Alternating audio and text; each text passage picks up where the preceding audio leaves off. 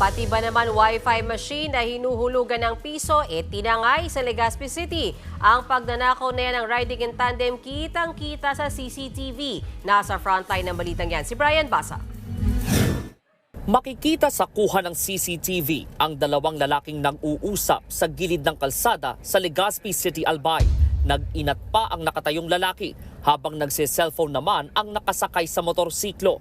Maya-maya, biglang naglakad ang lalaking nakasombrero papuntang tindahan.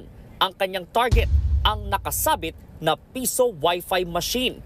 Puwersahan niya itong binaklas saka isinakay sa motor. Nagpalit sila ng pwesto ng kasamang lalaki saka dali-daling tumakas. Ayon sa kapitan ng barangay, tukoy na ang dalawang kawatan. Hindi raw sila mga residente ng Legazpi. Tinutugis na ng mga pulis ang mga sospek na nahaharap sa kasong pagnanakaw.